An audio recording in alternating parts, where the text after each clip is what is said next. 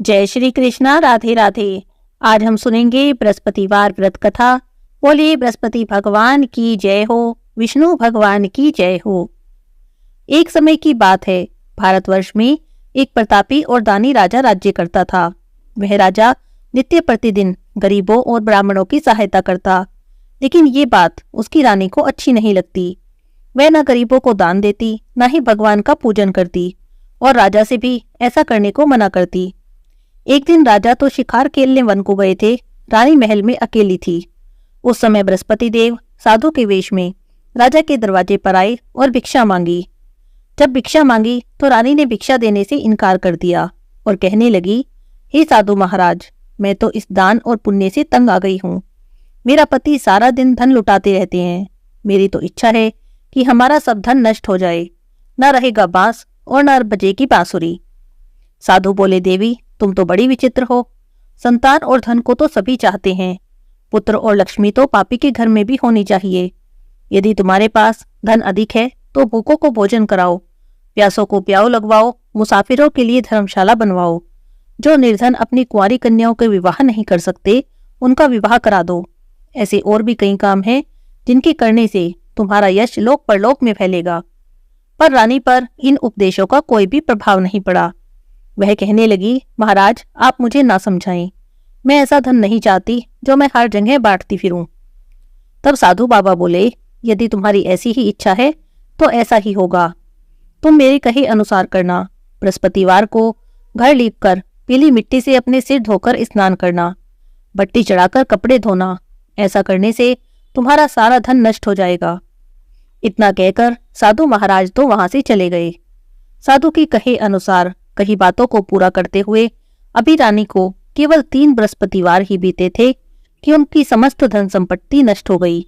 अब भोजन के लिए भी राजा का परिवार तरसने लगा। तब एक दिन राजा ने रानी से कहा, हे रानी तुम यहीं पर रहो, मैं दूसरे देश को जाता हूँ, क्योंकि यहाँ पर मुझे सभी लोग जानते हैं, इसीलिए मैं कोई छोटा कार्य भी नहीं कर सकता। इतना कहकर राजा तो प्रदेश को चले गए और वहां जंगल से लकड़ी काट कर लाते और शहर में बेचते। इस तरह से वह अपना जीवन व्यतीत करने लगे। इधर राजा के प्रदेश जाते ही रानी और दासी बहुत दुखी रहने लगी। एक बार रानी और दासी को 7 दिन तक बिना भोजन के रहना पड़ा। तो रानी ने अपनी दासी से कहा, हे दासी, पास ही के नगर में मेरी बहन रहती है, वह बड़ी धनवान है, तुम उनके पास जाओ और कुछ अनाज ले आओ। थोड़े समय के लिए गुजर बसर हो जाएगी। तब दासी रानी की बहन के पास गई। उस दिन गुरुवार का दिन था। रानी की बहन उस समय बृहस्पतिवार की कथा सुन रही थी। तब दासी ने रानी की बहन को अपनी रानी का संदेश दिया, लेकिन रानी की बड़ी बहन ने कोई भी उत्तर नहीं दिया। जब दासी को रानी की बहन से कोई उत्तर नहीं मिला तो वह बहुत दुखी हुई और उसे बड़ा गुस्सा भी आया।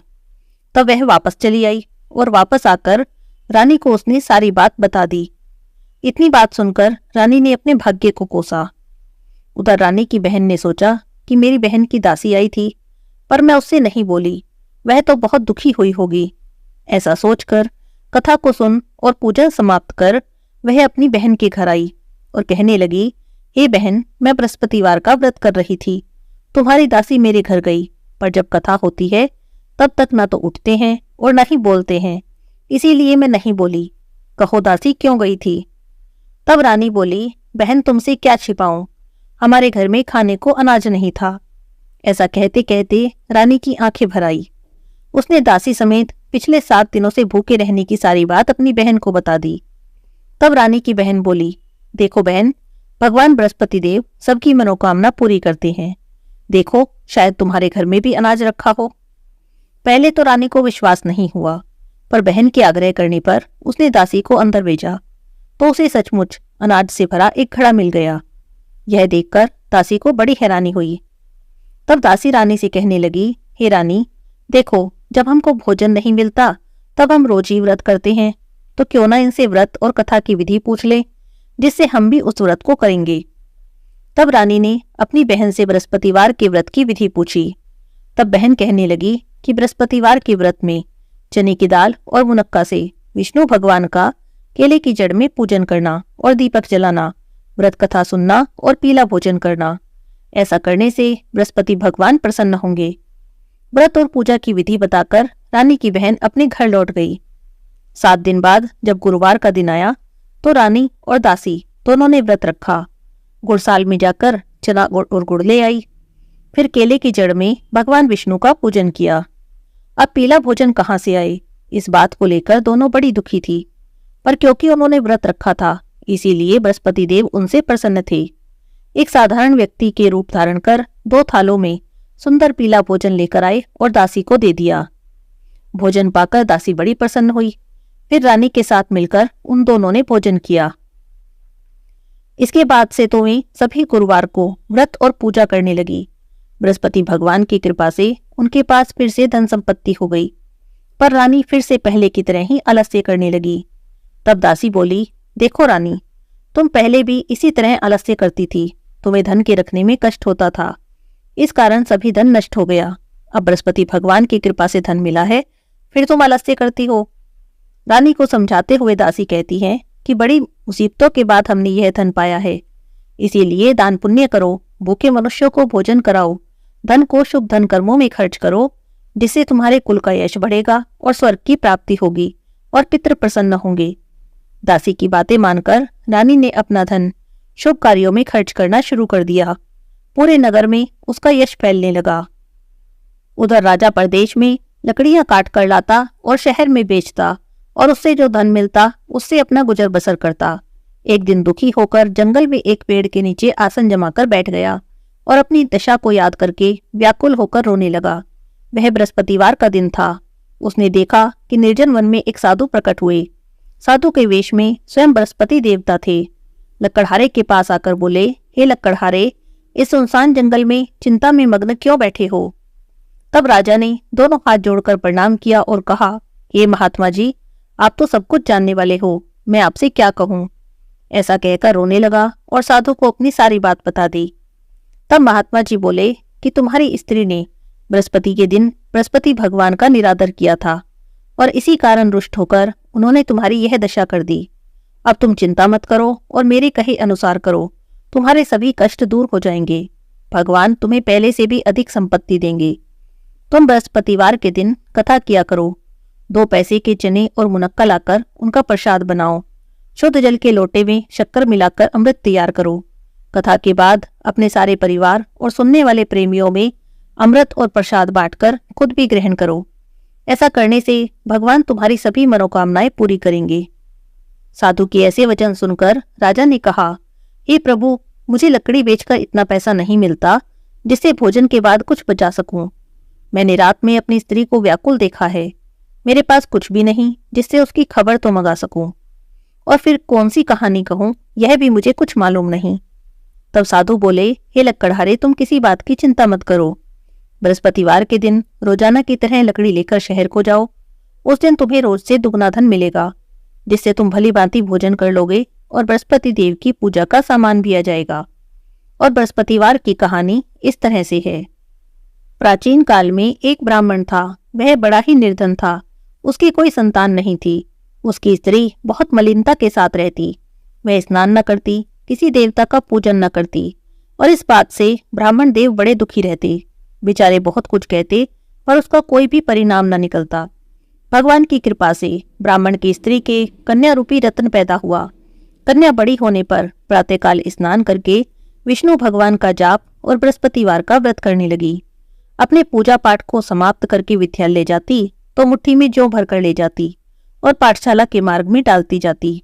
जब लौटती तो जौ स्वर्ण के हो जाते। लौटते समय इनको बीनकर घर ले आती। एक दिन वह बालिका सूप में उन सोने के जौ को फटककर साफ कर रही थी। तब उसकी माँ ने देख लिया और बोली, हे बेटी, सोने के जौ को फटकने के लिए तो सूप भी सोने का होना चाहिए। दूसरे दिन बृहस्पतिवार था। उस कन्या ने व्रत रखा और बृहस्पति देव से प्रार्थना करके कहा कि मैंने आपकी पूजा व्रत सच्चे मन से किया हो तो मेरे लिए सोने का सूप दे दो।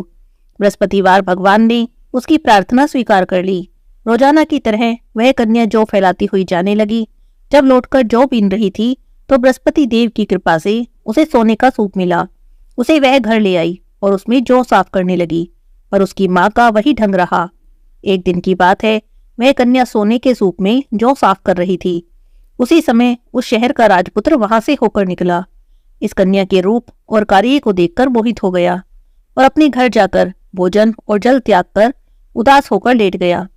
राजा को जब इस बात का पता लगा तो अपने प्रधानमंत्री के साथ उसके पास गए और बोले, हे बेटा, तुम्हें किस बात का कष्ट है?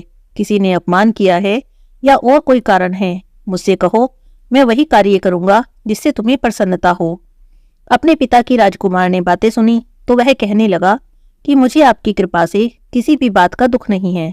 किसी ने मेरा अपमान नहीं किया, पर मैं उस लड़की से विवाह करना चाहता हूँ जो सोने के सूप में जौ साफ कर रही थी।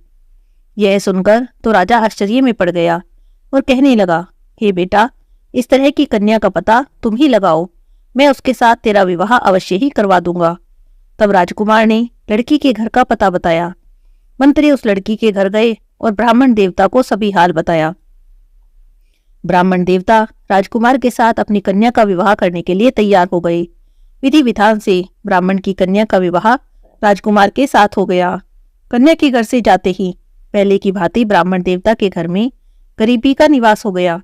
अब तो भोजन के लिए भी अन्न बड़ी मुश्किल से मिलता था। एक दिन दुखी होकर ब्राह्मण देवता अपनी पुत्री के पास गए। तब बेटी ने पिता की दुखी अवस्था को देखा और अपनी माँ का हाल पूछा। तब ब्राह्मण ने सभी हाल कह दिया तो उसकी बेटी ने बहुत सा धन देकर अपने पिता को विदा कर दिया। इस तरह ब्राह्मण का कुछ समय तो सुख से बीता। कुछ दिनों बाद फिर वही हाल हो गया। ब्राह्मण फिर अपनी कन्या के यहाँ गए और सारा हाल कहा तो लड़की बोली, पिताजी, आप माताजी को यहाँ लिवा लाओ, मैं उन्हें विधि बता दूंगी जिससे गरीबी दूर हो जाए। तब ब्राह्मण देवता अपनी पत्नी को साथ लेकर पहुंचे तो बेटी अपनी माँ को समझाने लगी, हे माँ, तुम प्रातःकाल सुबह उठकर स्नान आदि करके भगवान विष्णु का पूजन किया करो तो तुम्हारी सब गरीबी दूर हो जाएगी। पर उसकी माँ ने उसकी एक भी बात नहीं मानी। सुबह उठी और अपनी पुत्री के बच्चों की झूठन को खा लिया। इससे उसकी बेटी को बहुत गुस्सा आया। एक रात को कोठड़ी से सभी सामान निकाल दिया और अपनी माँ को उसमें बंद कर दिया। सुबह उसमें से निकाला, स्नान आदि करा के पाठ कराया तो उसकी माँ की बुद्धि ठीक हो गई। इसके बाद तो हर बृहस्पतिवार को वह व्रत करने लगी और विष्णु भगवान का पूजन करने लगी। इस व्रत के प्रभाव से उसके माता पिता बहुत ही धनवान और पुत्रवान हो गए। बृहस्पति देव के प्रभाव से इस लोक के सभी सुखों को भोगकर स्वर्ग को प्राप्त हुए। बोली विष्णु भगवान की जय, बृहस्पति देव भगवान की जय। इस तरह से कहानी सुनाकर साधु देवता वहां से अंतर्ध्यान हो गए। धीरे धीरे समय बीता। बृहस्पतिवार का दिन आया। उस दिन राजा जंगल से लकड़ी काटकर शहर में बेचने गया। उसे उस दिन और दिन से अधिक पैसे मिले। राजा ने चना गुड़ सब लाया और गुरुवार का व्रत किया। उस दिन से उसके सभी कलेश दूर हो गए। पर जब दोबारा गुरुवार का दिन आया तो बृहस्पतिवार का व्रत करना भूल गया। इस कारण बृहस्पति भगवान उससे नाराज हो गए। उस दिन उस नगर के राजा ने एक विशाल यज्ञ का आयोजन किया। शहर में घोषणा करा दी कि कोई भी मनुष्य अपने घर में भोजन नहीं बनावे, न आग जलावे। सभी लोग मेरे यहाँ भोजन करने आवे और इस आज्ञा को जो न मानेगा उसे फांसी की सजा दी जाएगी। इस तरह की घोषणा संपूर्ण नगर में करवा दी गई। राजा की आज्ञा से शहर के सभी लोग भोजन करने आए, लेकिन लक्कड़हारा थोड़ा देर से गया, इसीलिए राजा उसे अपने साथ महल में ले गए और ले जाकर भोजन करा रहे थे। तो रानी की दृष्टि उस खूंटी पर पड़ी जिस पर कि उसका हार लटका था। वह उसे वहां पर दिखाई नहीं दिया। तब रानी ने सोचा कि मेरा हार इसी मनुष्य ने चुराया है। उसी समय सिपाही बुलाकर उसे कारागार में डलवा दिया। जब राजा कारागार में पड़ गया तो बहुत दुखी होकर सोचने लगा कि ना जाने कौन से पूर्व जन्म के कर्म से मुझे यह दुख प्राप्त हुआ है। उसी साधु को याद करने लगा जो उसे जंगल में मिला था। उसी समय तत्काल बृहस्पति देव साधु के रूप में प्रकट हुए और उसकी दशा देखकर कहने लगे, अरे मूर्ख, तूने बृहस्पतिवार की कथा नहीं की, इस कारण तुझे दुख प्राप्त हुआ है। अब तू चिंता मत कर। बृहस्पतिवार के दिन कारागार के दरवाजे पर तुझे 4 पैसे पड़े मिलेंगे। उनसे तो बृहस्पति देव की पूजा करना तो तेरे सभी कलेश दूर हो जाएंगे। बृहस्पतिवार के रोज उसे 4 पैसे पड़े मिले। लक्कड़हारे ने कथा कही।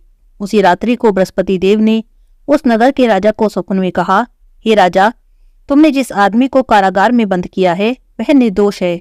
वह राजा है, उसे छोड़ देना। रानी का हार उसी खूंटी पर लटका हुआ है। अगर तुम ऐसा नहीं करोगे तो मैं तुम्हारे राज्य को नष्ट कर दूंगा। इस तरह के रात्रि स्वप्न को देखकर राजा सुबह उठा, खूंटी पर हार टंगा देखा तो लक्कड़हारे को बुलाकर क्षमा मांगी और उसे योग्य सुंदर वस्त्र आभूषण देकर विदा कर दिया। बृहस्पति देव की आज्ञा से राजा अपने नगर को चल दिया। राजा जब नगर के निकट पहुंचा तो उसे बड़ा आश्चर्य हुआ। नगर में तो पहले से भी अधिक बाग, तालाब, कुएं, बहुत सी धर्मशाला, मंदिर बने हुए थे। तब राजा ने पूछा, यह किसका बाग और धर्मशाला है? तब नगर के सभी लोग कहने लगे, ये तो रानी और बांदी के हैं। तब राजा को बड़ा आश्चर्य हुआ और गुस्सा भी आया। जब रानी ने खबर सुनी कि राजा आ रहे हैं तो उन्होंने दासी से कहा, दासी देखो, राजा हमको कितनी बुरी हालत में छोड़कर गए थे। हमारी ऐसी हालत देखकर लौट न जाएं, इसीलिए तुम दरवाजे पर खड़ी हो जाओ। आज्ञा अनुसार दासी दरवाजे पर खड़ी हो गई। राजा आए तो उन्हें अपने साथ लिवा लाई। तब राजा ने क्रोध करके अपनी रानी से पूछा कि बताओ, यह धन तुम्हें कैसे प्राप्त हुआ? तब उन्होंने कहा कि हमें तो यह सब धन बृहस्पति देव के व्रत के प्रभाव से प्राप्त हुआ है। तब राजा ने निश्चय किया कि 7 रोज बाद तो सभी बृहस्पति देव का पूजन करते हैं, पर मैं दिन में रोज 3 बार कहानी कहा करूंगा और रोज ही व्रत किया करूंगा। अब हर समय राजा के दुपट्टे में चने की दाल बंधी रहती। राजा दिन में 3 बार कहानी कहता। एक दिन राजा ने सोचा कि चलो अपनी बहन के यहाँ हो आएं। इस तरह सोचकर राजा घोड़े पर सवार हो अपनी बहन के यहाँ चलने लगा। रास्ते में उसने देखा कि कुछ आदमी एक मुर्दे को लिए जा रहे हैं। उन्हें रोककर राजा कहने लगा, अरे भाइयों, मेरी बृहस्पति देव की कथा सुन लो। वे बोले, लो, हमारा तो आदमी मर गया है, इसे अपनी कथा की पड़ी है। पर कुछ आदमी बोले, अच्छा कहो, हम तुम्हारी कथा भी सुनेंगे। तब राजा ने दाल निकाली और कथा आदि हुई थी कि मुर्दा हिलने लगा और कथा के समाप्त होते ही राम राम करके वह मनुष्य उठकर बैठ गया। राजा आगे चल दिया। आगे मार्ग में एक किसान खेत में हल चलाता मिला। राजा ने उसे देखा और बोला, अरे भैया, तुम मेरी बृहस्पतिवार की कथा सुन लो। किसान बोला, जब तक मैं तेरी कथा सुनूंगा तब तक तो 4 हरैया जोत लूंगा। जा, तू अपनी कथा किसी और को सुना। राजा आगे चलने लगा। राजा के हटते ही बैल पछाड़ खाकर गिर पड़े और किसान के पेट में बड़ी जोर से दर्द होने लगा। उसी समय उसकी माँ रोटी लेकर आई। जब उसने अपने बेटे का ये हाल देखा तो बेटे से सब हाल पूछा और बेटे ने सारी बात बता दी। बुढ़िया दौड़ी दौड़ी उस घुड़सवार के पास गई। बोली, तू मुझे अपनी कथा सुना दे। अपनी कथा तो मेरे खेत पर चलकर कहना। राजा ने बुढ़िया के खेत पर जाकर कथा करी, जिसे सुनते ही बैल उठकर खड़े हो गए और किसान के पेट का दर्द भी बंद हो गया। चलते चलते राजा बहन के घर पहुंच गया। बहन ने भाई की खूब मेहमानी की। दूसरे रोज प्रातःकाल राजा उठा तो देखने लगा कि सब लोग भोजन कर रहे हैं। तब राजा अपनी बहन से कहने लगा, बहन, ऐसा कोई मनुष्य हो जिसने भोजन न किया हो तो मेरी बृहस्पतिवार की कथा सुन ले। तो बहन कहने लगी, हे भैया, ये देश तो ऐसा ही है। पहले यहाँ के लोग भोजन करते हैं और बाद में कोई अन्य काम करते हैं। अगर कोई पड़ोस में हो तो मैं देखाऊं। ऐसा कहकर देखने चली गई, पर उसे कोई भी ऐसा मनुष्य नहीं मिला जिसने भोजन न किया हो। अंत में एक कुम्हार के घर में गई, जिसका लड़का बीमार था। उसे पता चला कि उनके यहाँ 3 रोज से किसी ने भोजन नहीं किया। तब रानी ने अपने भाई की कथा सुनने के लिए कुम्हार से कहा। वह तैयार हो गया। राजा ने उसके घर जाकर बृहस्पतिवार की कथा कही, जिसे सुनकर उसका लड़का ठीक हो गया। अब तो राजा की प्रशंसा होने लगी। एक रोज राजा अपनी बहन से कहता है, हे बहन, हम अपने घर जाएंगे, तुम भी तैयार हो जाओ। राजा की बहन अपनी सास से कहती है तो सास बोलती है, हाँ चली जा, पर अपने लड़के को मत ले जाना, क्योंकि तेरे भाई की कोई औलाद नहीं है। बहन अपने भाई से बोली, हे भैया, मैं तो चलूंगी, पर कोई बालक नहीं जाएगा। तब राजा बोला, जब कोई बालक नहीं जाएगा तब तुम ही क्या करोगी? बड़े दुखी मन से राजा अपने नगर को लौट आया। राजा ने अपनी रानी से कहा कि हम निर्वंशी हैं, हमारा मुख देखने का धर्म नहीं है, और ऐसा कहकर उदास होकर लेट गया और कुछ भी भोजन नहीं किया। तब रानी बोली, हे राजन, बृहस्पति देव ने हमें सब कुछ दिया है, वह हमें औलाद भी अवश्य देंगे।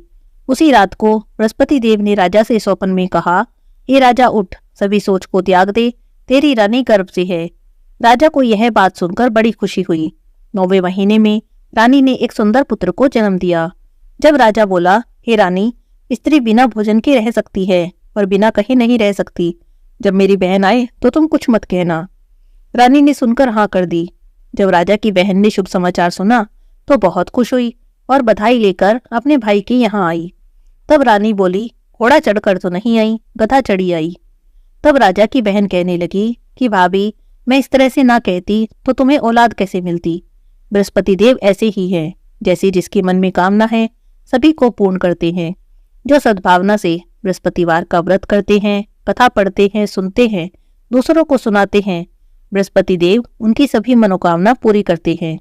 भगवान बृहस्पति देव उनकी सदैव रक्षा करते हैं। इस संसार में जो भी सद्भावना से भगवान जी का पूजन व्रत सच्चे हृदय से करते हैं, उनकी सभी मनोकामनाएं पूरी होती है। जैसी सच्ची भावना से राजा और रानी ने उनकी कथा का गुणगान किया तो उनकी सभी इच्छाएं बृहस्पति देव जी ने पूरी की। इसीलिए कथा सुनने के बाद प्रसाद लेकर जाना चाहिए और हृदय से उनका मनन करते हुए जयकारा बोलना चाहिए।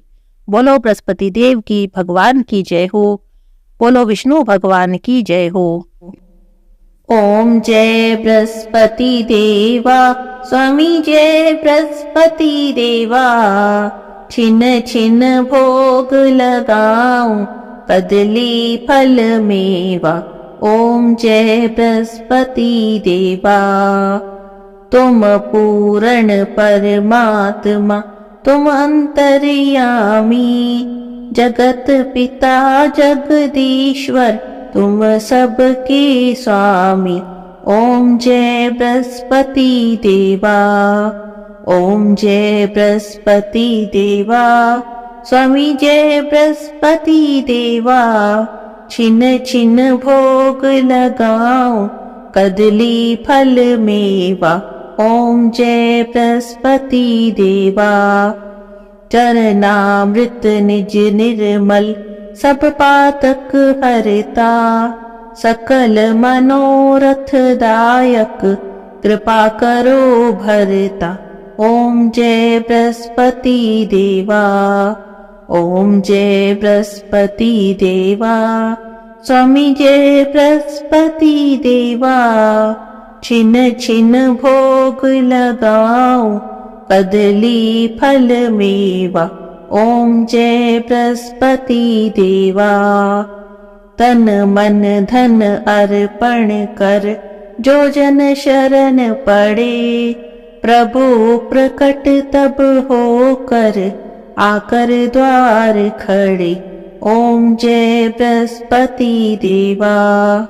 ओम जय बृहस्पति देवा, स्वामी जय बृहस्पति देवा।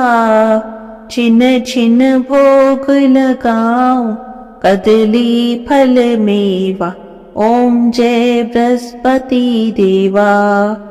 दीन दयाल दयानिधि, भक्तन हितकारी।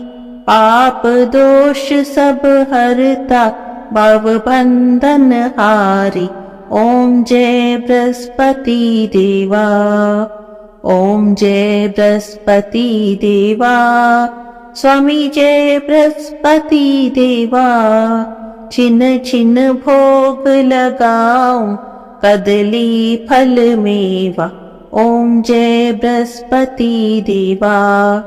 सकल मनोरथ दायक, सब संशय हारी। विषय विकार मिटाओ, संतन सुखकारी। ओम जय बृहस्पति देवा। ओम जय बृहस्पति देवा, स्वामी जय बृहस्पति देवा। छिन छिन भोग लगाऊं, कदली फल मेवा। ओम जय बृहस्पति देवा।